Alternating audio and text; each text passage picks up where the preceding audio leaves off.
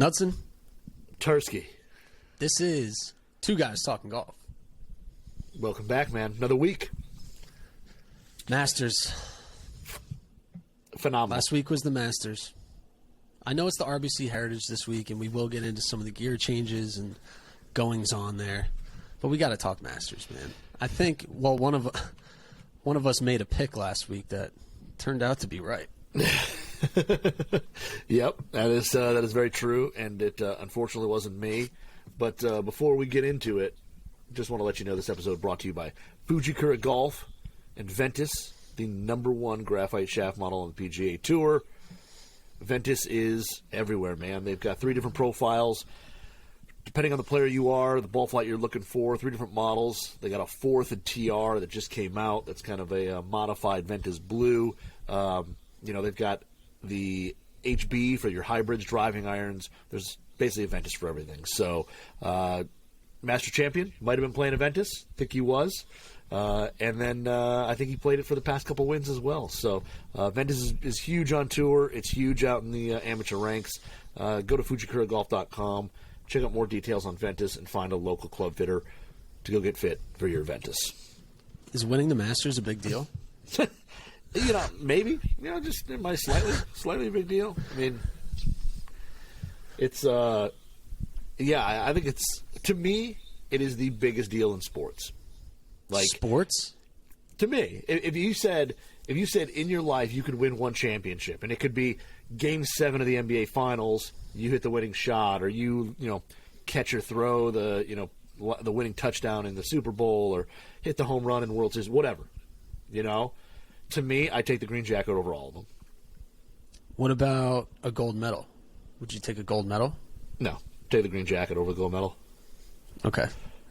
The green jacket is unique because obviously you get an invite for the rest of your career, Yep. Champions dinner for the rest of your career, host the Champions dinner, like everything that comes with winning the Masters, and also the paycheck.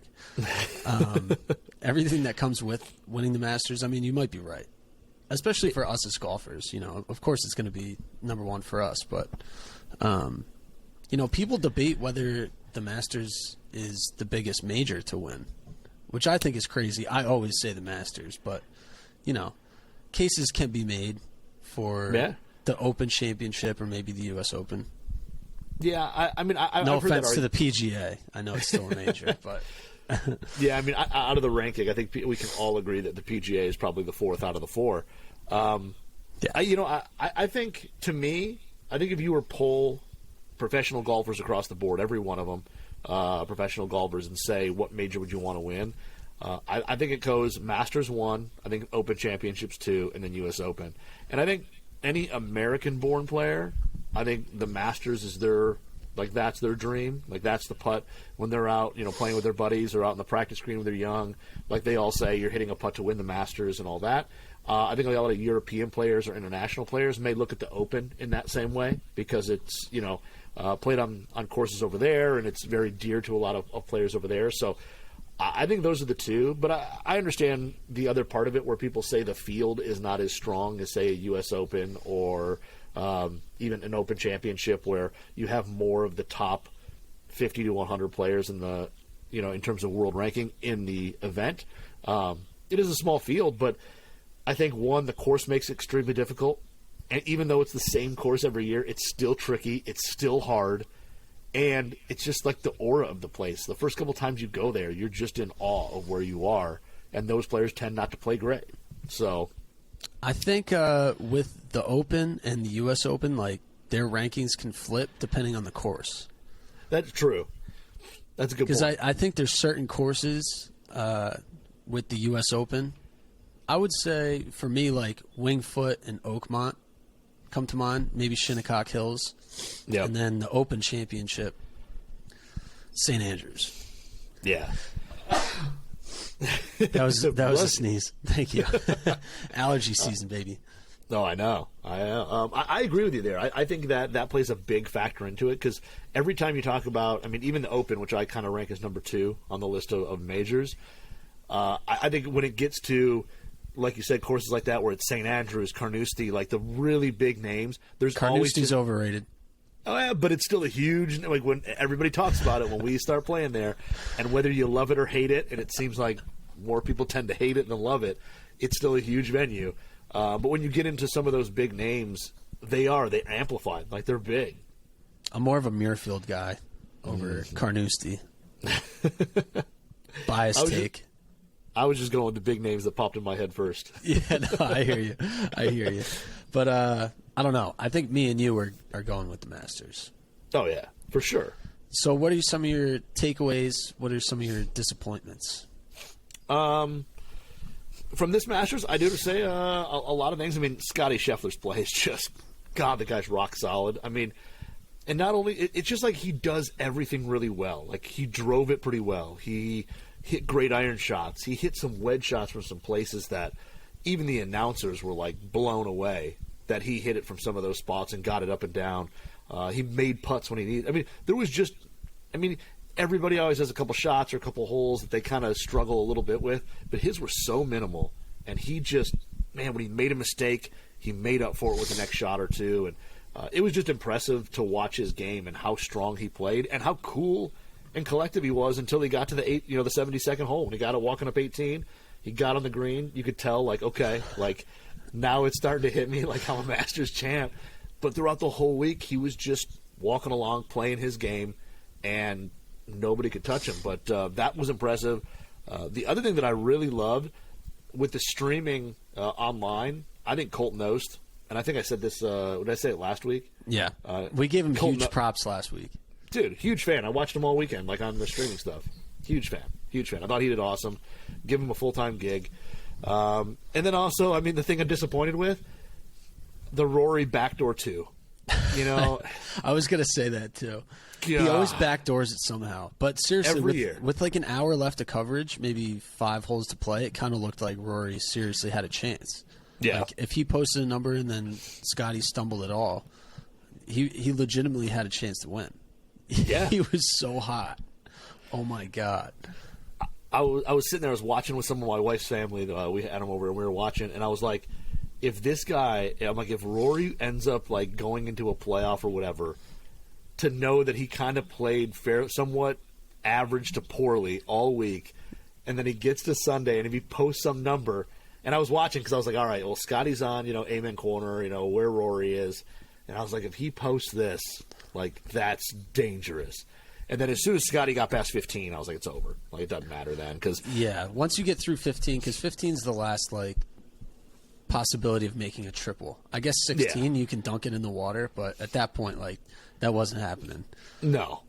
But I thought it was really, like, classy of not the fans, the patrons. They earned that name, by the way, the patrons. Yeah. Because when Scottie was struggling there at the end on the 72nd hole, he couldn't make a 3-footer.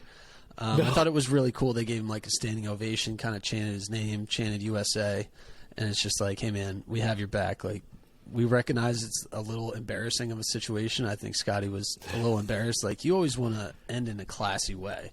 You know what I mean? Like, you want to hold the 3-footer, just put a nice stamp of approval on it. Then he goes ahead and 4 putts the green, misses 2 close ones. But I thought it was awesome that the patrons kind of carried Scottie like on their back to victory and just be like, hey, it's okay, man. Like, you're up 5, you got plenty of time. Like, if you want a 6-putt, like Max Holmes suggested. Did you see that tweet? Yeah. He was like, if I was Scottie, I would just 7-putt it just because I could. Obviously, no one would ever actually do that. But no. Yeah, I thought that was just like a really cool moment and very humanizing, Yeah. You got to remember that it's such a nerve-wracking moment. Like, you're about to win the green jacket, it's over, and he let his focus go a little bit, I'm sure. Probably didn't read the putt properly, but it was definitely a funny moment, but a cool moment for the patrons, and good on them for kind of riding him to victory. I think he's becoming kind of a fan favorite. Winning does that flat out. I mean, who was it? Was it Kobe Bryant? This is like winning fixes everything or something like that. I mean, He had some quote like that, which winning does. Oh, look at that. Oh, man. Nice Kobe shout out. Didn't even know it either. Like, didn't even know that was on. For the listeners only, I have on a shirt that says Legends, and it's Nipsey Hussle and Kobe Bryant back to back. So I am wearing the Kobe tee today. But yeah, I mean, winning is huge. I mean, when you win tournaments, especially like 3+ a major in a year, people start knowing your name. People know you're hot, whatever. And from like all the interviews, we've seen of him and all that, because I mean, he has been in the limelight. I mean, he's like the face of golf right now in a sense. He seems like a pretty down to earth, pretty humble guy. He just seems like a likable guy that you wouldn't mind getting a beer with at a bar and sharing some stories or whatever. And I think that resonates with a lot of fans, and I think people are really enjoying watching him play well. And he's an easy guy to root for. You know what I would really love? What? If we could get Scottie Scheffler on this show. Like, that would be awesome if we could interview him. That'd be amazing. And you Absolutely know what? Amazing. You know what, Knudsen? We got a Scottie Scheffler interview.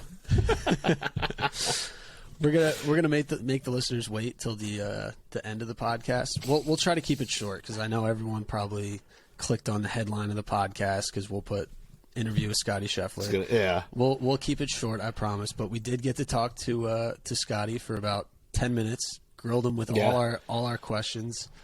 He's a really cool dude. Oh, he's all. I mean, he like I said, and then getting to talk to him, because I didn't know when we were going to work that in, so I didn't want to say it. But yeah, I mean, he's that guy again. Like, you would love to just like invite him and his wife over for like a barbecue in your house and just hang out, eat some barbecue, and just shoot the breeze. Like, he just seems like that kind of nice guy, and he seems genuinely like funny. Like, when we talked to him and he was laughing about some of the stuff we asked him, whatever. Like, he just. And we've done a lot of these like post-win interview things, and the guys are, you can tell, just burn out. They've been going nonstop, doing interviews, doing media stuff from the second that putt dropped until whenever.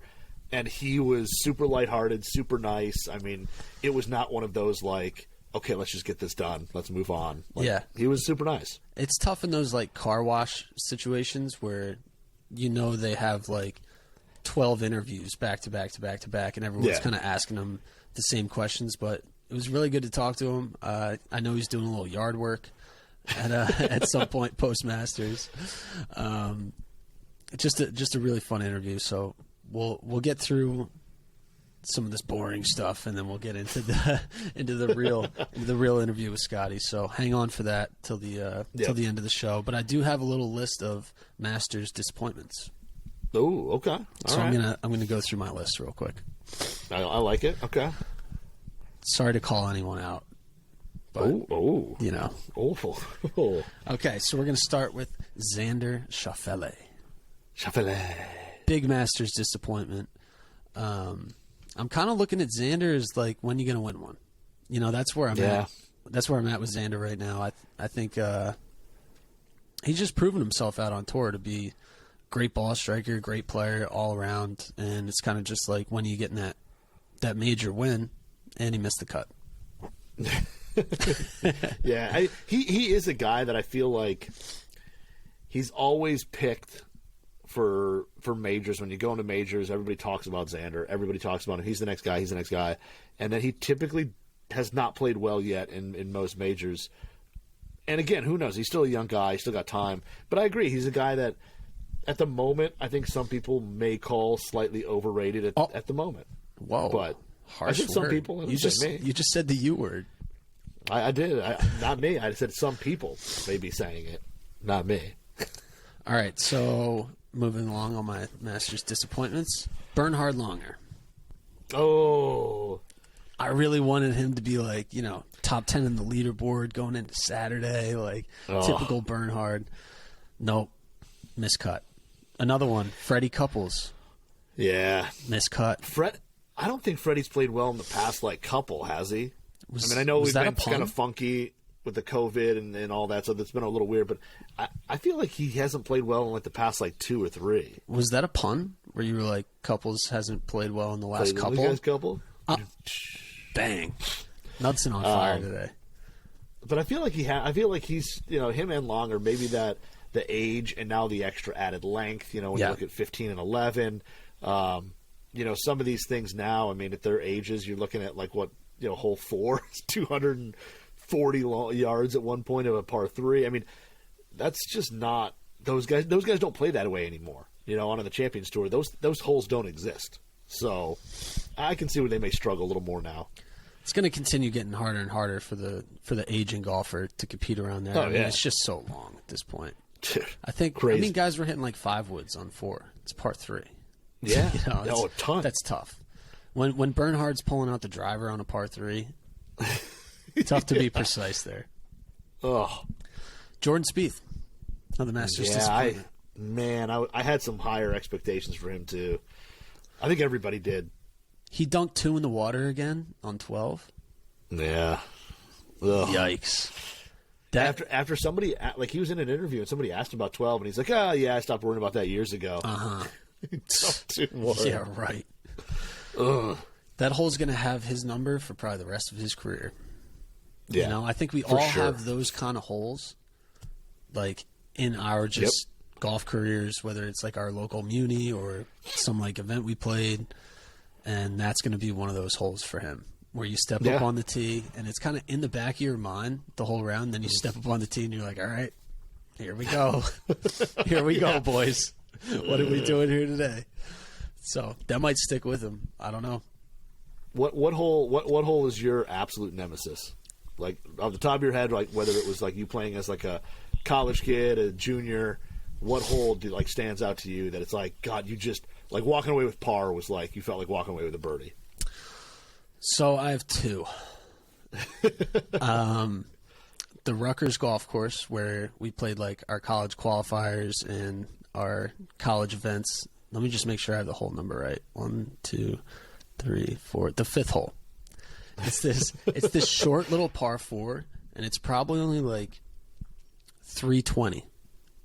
Okay, so it really tempts you to like hit driver, and I used to hit driver like a lot more. But the out of bounds on the left side is just like right there. And it's all the way up the left. And the football stadium's actually right there on the left, like right where people tailgate and stuff. And I've hit probably 7 balls out of bounds there. And like every time I step up on the tee, I'm like, all right, I'm just going to like hammer it down the right side. Sometimes there's another fairway over there. Sometimes I'll even play into the other fairway. And it's just something in my head, something in my hands say an impact. It's like, don't go left, don't go left. And then I ended up just sniping it left. So many times I hit it out of bounds there. And it's so unnecessary because you could really just hit like, you could hit a 6-iron up the right side. And that's kind of what I resorted to like later in my college career. I was just like, I'm not messing with this hole anymore. Like this is over. I'm just going to try to walk off with pars. And then there's another hole. Man, this is going to bring back some trauma for me. Now these holes are going to be stuck in my head. Tursky's not sleeping well tonight. No. But we used to have in high school, we had our state championship qualifier at this course called Mountain View. I think it's in Mountain View, New Jersey. I'm not sure what town it is, but just kind of like a muni little track. It just happens to be where we had our state qualifier to get into like, the state championships. And I was there as an individual because our team didn't qualify. Our team was not very good that year. We had Kevin Foley, who ended up being on the PGA Tour, and me, but then no one else on that team could break like 46 at the time.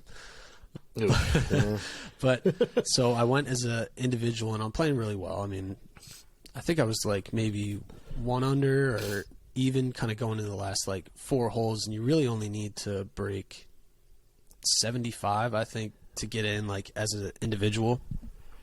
And I come to the 16th hole, and it's this dogleg left, probably like 440. So you want to hit driver, and you kind of want to cut the corner, hit a nice little draw. And there's out of bounds so far left, like it's not even in play. I didn't even know it was there. And I'm really trying to cook one around the corner, which was super unnecessary at the time. Like I could have hit 3-iron and limped my way home. But I sniped this thing off so bad. Oh, no. And it ends up out of bounds. And I walked up there thinking, like, there's no way it's out of bounds because that's way too far left. But I guess it just hopped, skipped, and jumped on out of bounds. And I go back to the tee. I think I ended up making an 8. And I finished 1 shot outside of the number. I can't remember whether it was like 74 or 75 or whatever the case is, but yeah. I kind of feel bad now that I brought that back up. That hurts so bad. Wow. And I had to like play that course, four times again, and then like some just local New Jersey tournaments. The qualifier would be there. But the last time I had played it, it was like a New Jersey Pub Links qualifier, and I stepped up on that tee kind of in the same position, and I just blew it way right. I was like, whatever. I think I ended up making bogey on the hole. So I'm probably like 10 over par that hole in my career, but I ended up qualifying for that one, so I ended up like, beating out the nemesis in that one. But yeah, that hole, if I have a nightmare about a golf hole, it's probably that one. What do you got? What's yours? Mine, I see. I mean, I don't have anything like that because I never played tournament golf. So for me, there was nothing ever like that traumatizing. It's stressful. But, tournament golf is stressful. Yeah, I mean, I played in a like the member guest where there's actually something on the line, whatever, and it definitely is different golf. For me, it's got to be basically the course I play the most, which is called Bella Vista down in Coldwater, Michigan. Hole 9 is just the stupidest hole on the course. Whoa! It's a par 5 that it's dumb. The layout's so stupid. So you basically have a tee shot that if you're a monster hitter and you can hit it high, you can cut the corner. It's a big dogleg left. You can cut the corner of the trees and get it into the fairway. Well, the fairway ends at like 220, 230, and then there's like kind of a lowland. It's not out of bounds, but it's a marshy. It's a crappy lie. Like you don't really want to play from it. So there's a section that you just don't have any fairway. It's rough. And it's always wet and all that. So anyway, you can cut the corner. I've done it once. I've cut the corner once on a scramble, and I didn't even mean to. I just kind of sniped it left, but I hit it absolutely flush, and it cut the corner, and I made the turn. Nice shot. Every time I've tried to do it, I haven't been able to pull it off.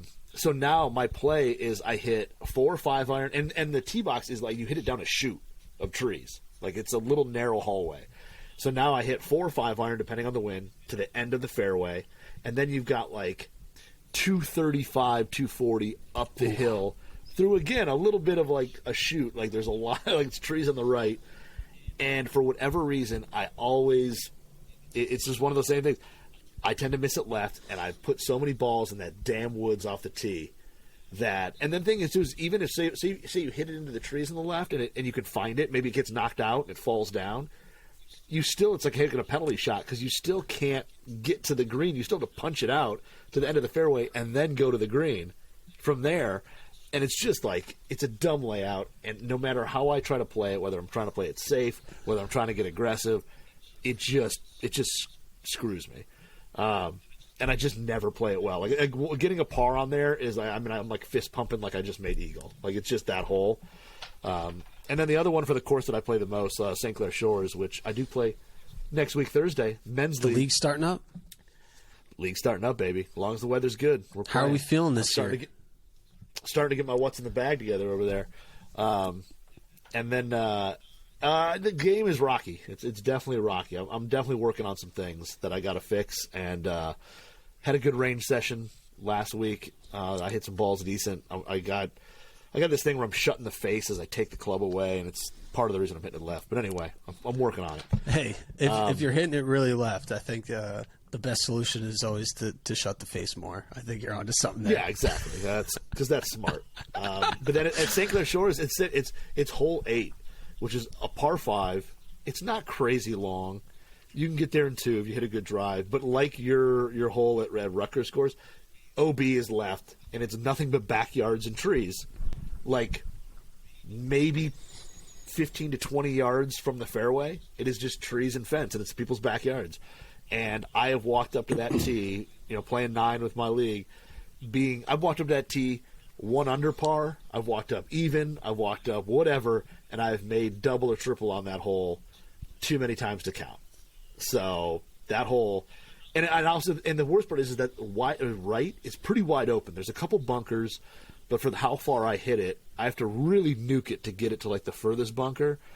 But it's wide open over there. There's very little trees or anything. So if you hit it over there, you actually, if you don't have a clear shot at the green, you can at least play it up for a wedge. and I'm like, I'm just going to flare it right and just play it out there. And then I go and watch that baby draw right into somebody's backyard. If you ever want to play golf with me, don't invite me to a course that has out of bounds left. I don't play golf courses with out of bounds left anymore. One of my nemesis used to be 16 at Rackham, that long par 3, for whatever reason. Yeah, I would never play that hole well because it was always like in between clubs for me. It was like a 3-wood was way too long, hybrid was like, will it get there? And I always was in bad spots. I think when I was trying to break 100 lefty for the first time in the first round, didn't I make par there?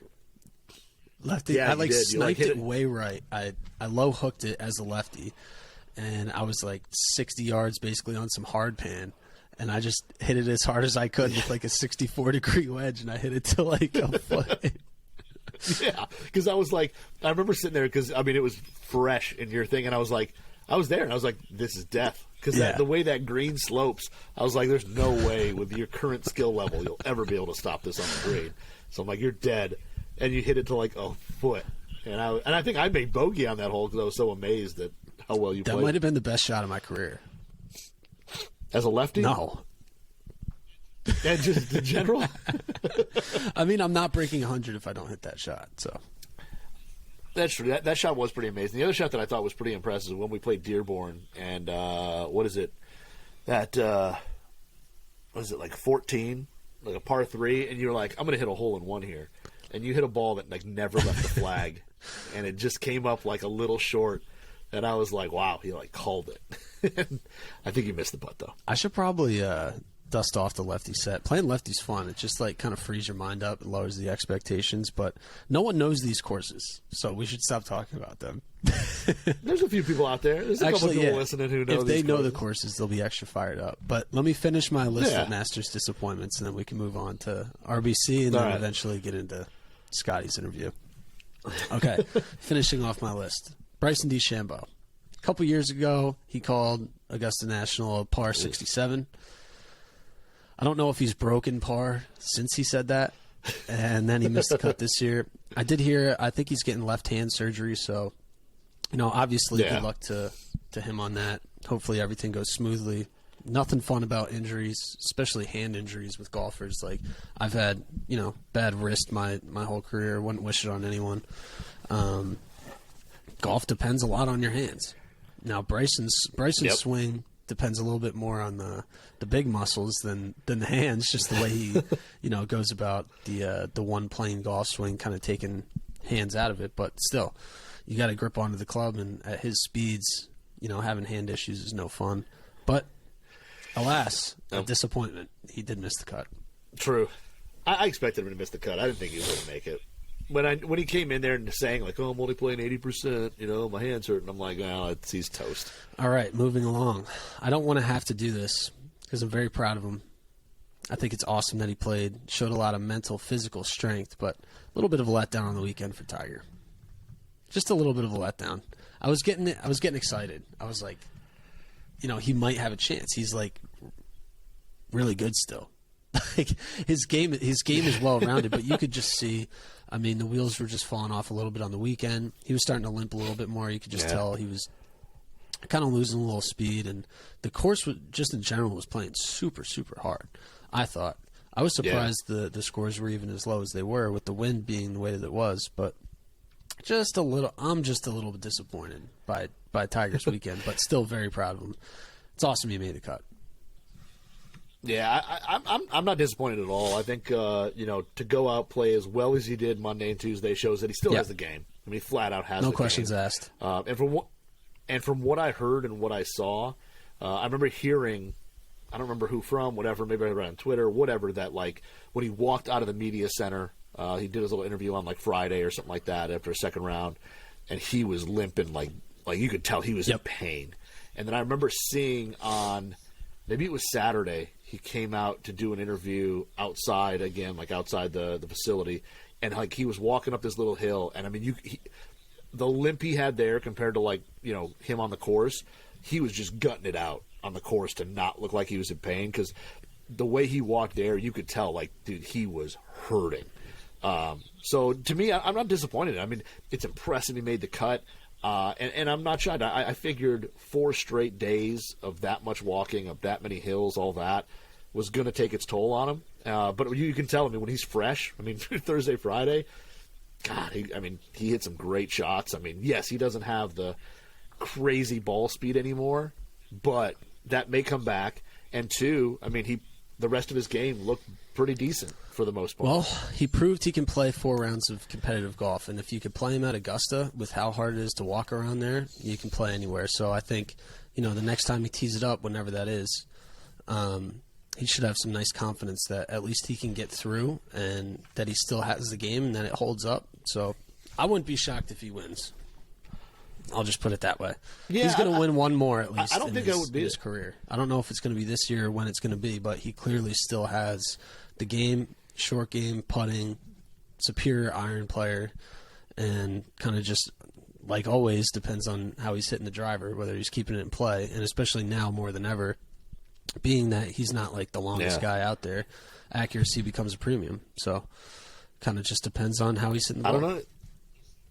He seemed when people ask, like, what are you playing next? And he goes, I don't know. But then he said, he's like, the Open's at St. Andrews this year. That's one of my favorite golf courses in the world. He's going to win there. the Open. There is some fire in him to go play that tournament, and we could see a very different Tiger by the time the Open Championship is ready to go. That could be, and that's not as near as tough of a walk either. That's a pretty flat piece of property for the most part. From what I've seen, I've never been there, but from what I've seen, I'm pretty sure that he's going to come in there with some fire. Like, he's going to be ready. So Tiger wins the 2022 Open at St. Andrews. Done. And I just have one more disappointment, and then we can move along. Dustin Johnson. He was primed to win. That he should have won that event. True. And he kind of just waned out in the weekend. He didn't play well because I don't remember. I didn't follow him as closely Monday or Thursday, Friday, because Thursday, Friday, you're watching Feature Group Tiger. That's what I was watching pretty much the whole time.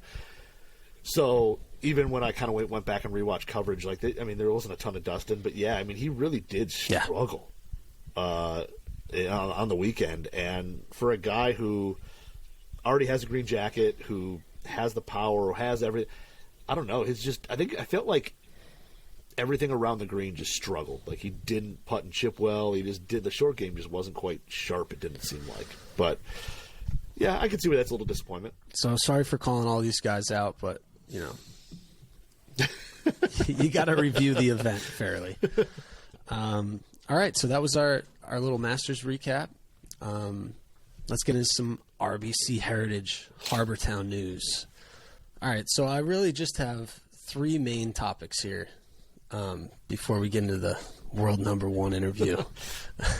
Charles Schwartzel. Yep. Oh.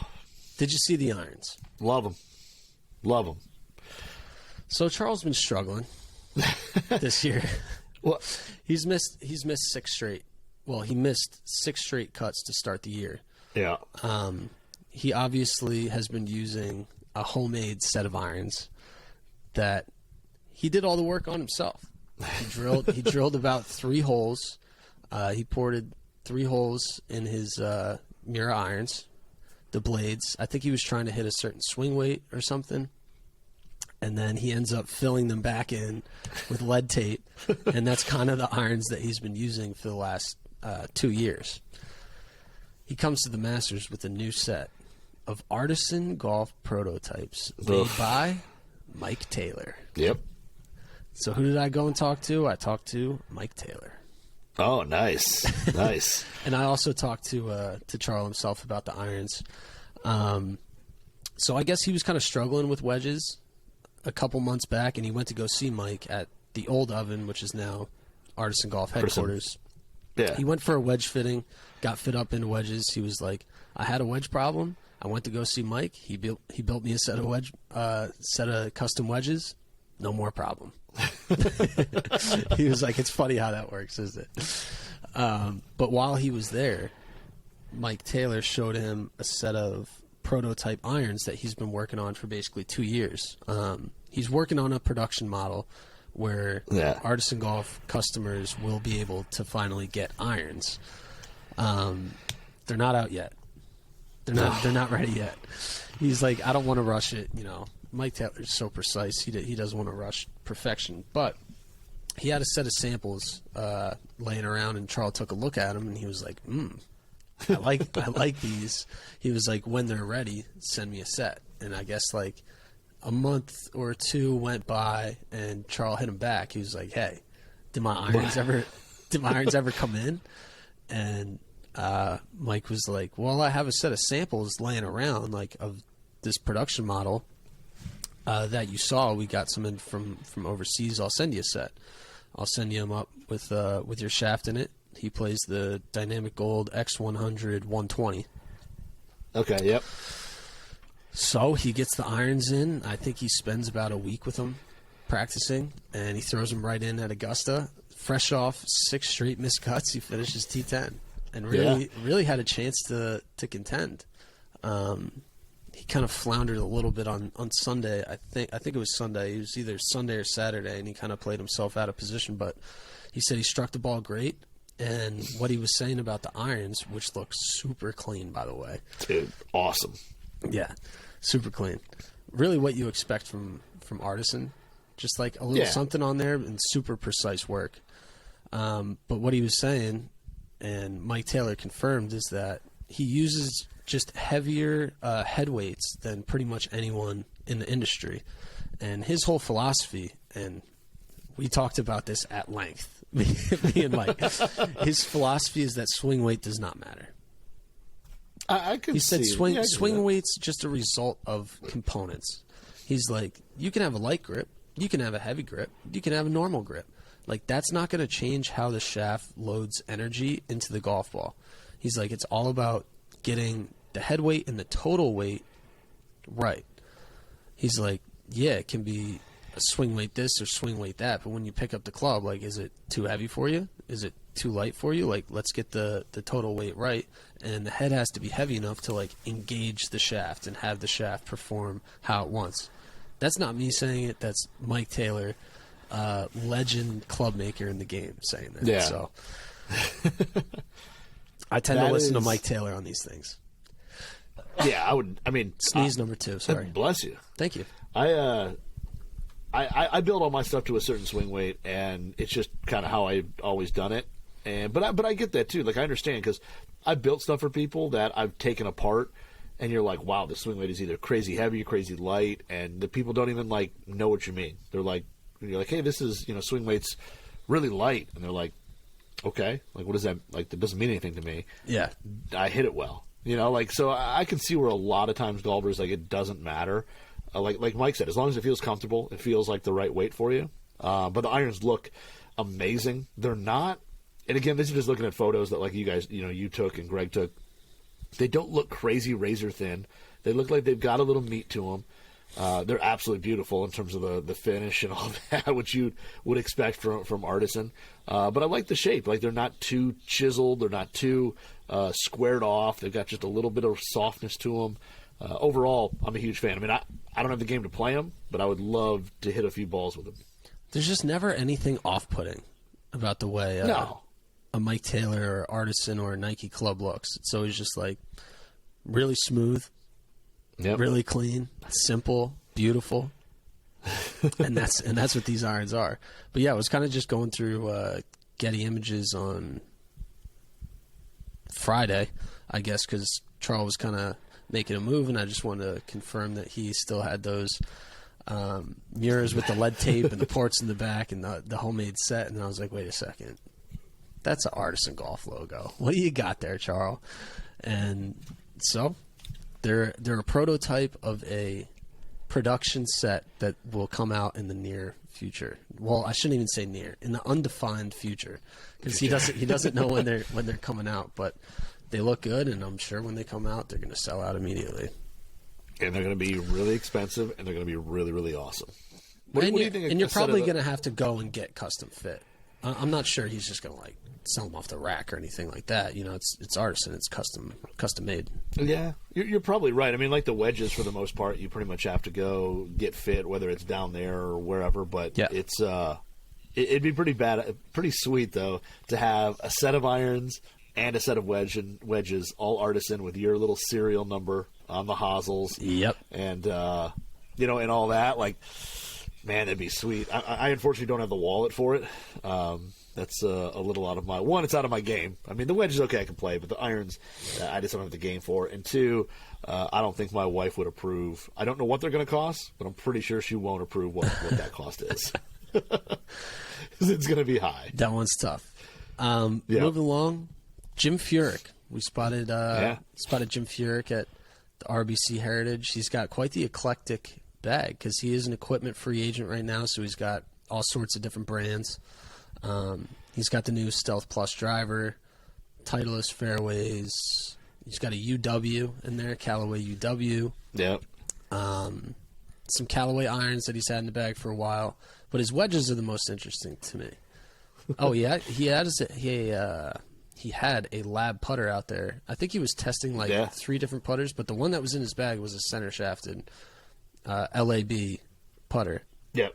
But yeah, it's the wedges that are most intriguing to me. And he's got this 60-degree. Can you describe this 60-degree wedge? Are you looking at the photos right now? Yeah. So it's a 60-degree. It kind of like, in a way, when you first look at it, it looks like a really bottom-heavy, like, traditional Cleveland wedge. Like, it's not like a zip core. It doesn't look like that.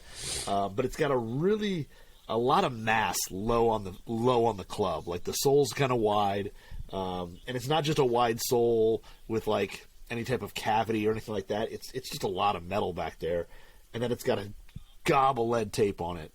But the craziest thing is how much offset it has, which it has.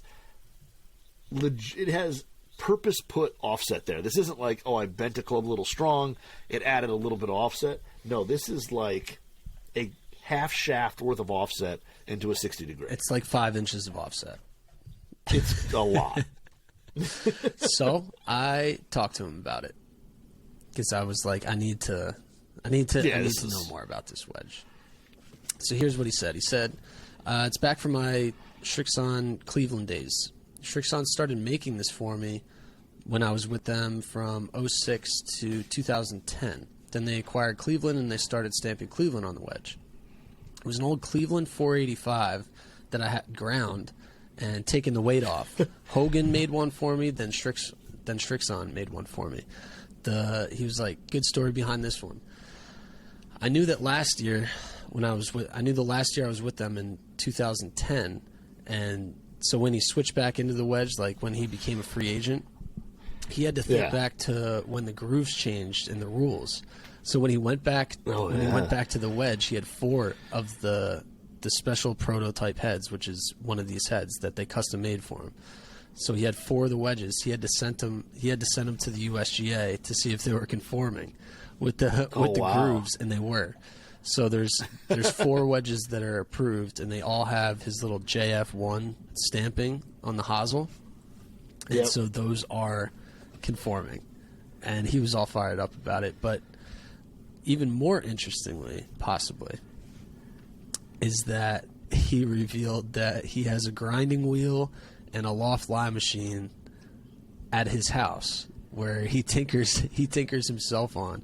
And he was like, Dean Teckle, who does all like his club work, his custom wedge work, he taught him how to bend offset into his club so that now he can create more offset. Because this, I'm telling you, Jimmy Furyk loves himself some offset. Yeah, but only really like in like the wedges. Like his irons, I mean, they have a little bit, but not much. It's just like I think there is something to do with like the 60. Like he likes a lob wedge. That I think that offset helps him hit certain shots for whatever reason.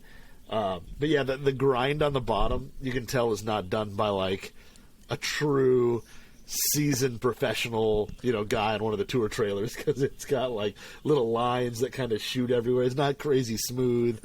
It's like he was just trying to take some metal off in certain places. Didn't care how it looked, but it got think done. He might have did a little bit of that work himself. But if someone was gonna was gonna bend some offset into a wedge or an iron, how would they go about it? That I don't know. There is a way to do it. I remember I was talking to, I think it was Ryan Barath a while ago, and he was in the same way. Like, he knew there was a way to do it, but I don't know if he was taught and just doesn't do it much or what, but I don't know how to do it. I know that as you bend stuff strong, it'll bend offset in, but there's a way to like bend it where that offset stays even. I don't know. I've never done it. I need some lessons. I need somebody to take me on the old truck and show me how to do it. Okay, here's what we're going to do. Next week, we're going to get a true club builder on, and we're going to have a whole conversation about bending and offset and all the certain little tricks that they got out there, because they got tricks. I want to bend offset out. I know, right? I'm not a huge offset guy. As someone who misses left, I don't think anyone who misses left ever really wants to see like a bunch of offset. Yeah, a ton of. It's not our. I want to bend. It's not our luck. Offset out. So whatever you teach me, I want to know the opposite way to do it too. But yeah, those pictures are up on golfwx.com/forums in the tour pre-release. We went through his whole what's in the bag, pretty cool little what's in the bag. Greg Moore got the photos as always. I'll probably do a little write-up about it at some point, but that's not up yet. So head over into the forums. And I just got one more little tidbit from the RBC Heritage. Just a quick little tidbit. Yeah. So I talked to Stuart Sink a little bit. He was he is the defending champion. He won last year. He's 48 years old. And I was looking at his driving stats. In 2019, he was averaging 295 off the tee. Okay. Wow. By 2021, he was averaging 306 off the tee. Wow. Pretty significant increase late in the 40s, late in your 40s to pick up, 10, 11 yards. And I was like, what's the deal? How did that happen? Was that conscious? Was it a physical thing? Was it technique? Equipment? Like, how did we go about gaining this much yardage? He was like, it was very much on purpose. Like, me and my coaches kind of decided we were going to gain some distance. I felt like I was leaving a bunch in the tank, and to be competitive out here, you want some distance. So it was a conscious effort. They started with technique. So he was down on the ball, like his angle of attack was about 2 degrees down, which is obviously not optimal for a driver. You want to launch the ball high, spin it low. Now, you can make an argument that, hitting down on it can give you a little bit more accuracy, and what's more important, accuracy or distance. But he wanted distance, so to go about it, he switched from 2 degrees down to 2 degrees up, which is that's a completely impressive. different move, Yeah. Like, that takes a lot to even switch your mindset from hitting down on the ball to hitting up. But, they worked hard on the technique, and he accomplished it. He switched it by 4 degrees. Now, he was playing with a driver, a Ping G425 Max driver in the big plus setting, which is more loft. So he was playing it around like 11.5 degrees. But with his change, playing a driver with that much loft, you're going to hit it way too high, you're going to spin it too much, and then he was costing himself distance. So, he fixed, like, his swing path and his swing delivery, but he had this club that didn't fit his swing anymore. So what Kent Notes and him did is they changed the hosel setting down to the big minus, right?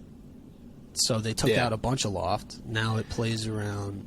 I think it plays at 10 degrees now, just depending on how they bent it. It's a 10-degree head, plays it in the big minus, and then I think they kind of did a little magic with the face, and it ended up being 10 degrees. But he took a bunch of loft out of it, and he went up from 171 ball speed all the way up to 175, gained about 11 yards, and he went from ranking 113 in driving distance to the next year ranking 27th. So it's pretty impressive. If you want to gain distance, it's really a twofold solution. Fix your swing, then figure out what your new delivery pattern is, then get a driver that fits to optimize your numbers, and you're probably going to hit the ball farther. Like, you're not going to hit it shorter. So no, that's true. It's that's impressive because, like you said, the biggest thing is his swing changing from hitting down to hitting up, which those guys, like, they can do it. I mean, but like to do it in pressure situations when money's on the line and a tournament's on the line, and step up to that 18th tee and count on that swing. That takes some reps. I mean, that doesn't just happen overnight. So to go and make those changes is pretty significant. For a guy of his level and where he plays at. I mean, that's pretty cool. And yeah, I mean, with Ping too, I mean, they'll go through, and for those guys, well, much like you and I, they'll do the same thing where they can digitally loft heads. So he might have had a 10-5 head that was really like an 11, and then when he turned it down, it's still a 10 or whatever. So they go through and they'll hand sort those heads and find the exact loft that he needs for his driver. So that's pretty cool. Fascinating little story. Good little gear tidbit. So we can get off the RBC Heritage now, and we can get into world number one Masters champ, 25-year-old Scottie Scheffler. He's on top of the world. We talked to him for about 11 minutes, and I just hope you guys enjoy the interview as much as we enjoyed talking to him. Let's get into it right now. Hey, Scottie, how you doing, man? Congratulations. Hey, what's going on? Thank you. Oh, not too much, man. So we just jumping in? Let's do it. Yeah, you can just go ahead and jump in. All right, cool, man. Well, hey, man, yeah, congratulations. Awesome. I know we were all glued to the TV, but, we are here at Golf WRX Equipment Junkies. So the first question we kind of had was, you started off great this year, playing really well. And then, you joined TaylorMade, became a TaylorMade athlete. And I think a lot of people kind of said, he's seeing success, just joined in. Or joined with TaylorMade. What kind of sparked that decision? What made you want to jump over and join TaylorMade and be part of that team? So, there's a few different reasons. That's not a decision. Obviously, I'll take very lightly. And I would say first and foremost would be the driver. I already used the irons for a while. I like the irons, but the driver, when we did testing over the winter, I just saw some pretty nice gains, and it was one of those things where I was like, I know I'm going to use this driver. I know I'm going to use the irons. And so, maybe let's see if we can work something out with them, just because having the consistency with their brand, I obviously trust what they do. And so, to be part of the family and, be part of the team was pretty cool for me. And so, we wanted to work something out with them, and we were able to get it done. And, I'm happy to be a part of the team.